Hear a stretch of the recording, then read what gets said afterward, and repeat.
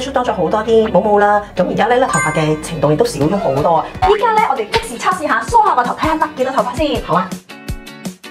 喂 Terry， 上次聽你講咧，你話見客要帶拍片喎。係啊，因為之前咧見客嘅時候咧，就俾個客睇到頭髮咧就好稀疏，問我係咪好大壓力？夜晚翻到去都拍照鏡嘅，因為咧見到洗手盆下都有好多頭髮嘅。咁你呢個問題維持咗幾耐啊？都有半年以上噶啦，就又枯焦啦，又 OK 啦，話冇壓力就打啦。其實 Terry 你呢個情況咧就係壓力缺乏，因為你長期處於一個高壓嘅情況底下咧，就會令到你嘅毛囊咧就缺氧窒息，令到你嘅血液咧送唔到營養俾你嘅毛囊，令到毛囊提早退休。洗頭水係解決唔到你呢個問題嘅，所以你識到我就係有個好好嘅方法啦。我哋專利技術嘅2940AM 波長咧，好似通渠絲咁樣幫毛囊咧清淤塞，每秒咧有2000次嘅微針刺激，等於咧幫頭皮高速咁樣運動啊，可以即刻咧打通咗營養嘅高速公路，直接將毛囊嘅深處嘅營養咧極速入倉，等 BB 毛可以茁壯成長啦。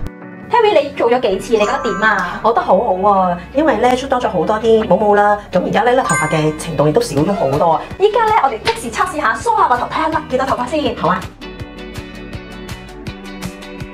你睇下，一啲都冇甩到啊！係喎，女強人就要犧牲自己把頭髮。如果你有甩頭髮問題，快啲揾我哋研發啦！我已經幫超過1萬位嘅客人去解決脫髮嘅問題。我自己都係過來人，所以我更加明白。如果你唔信，快啲嚟體驗下啦！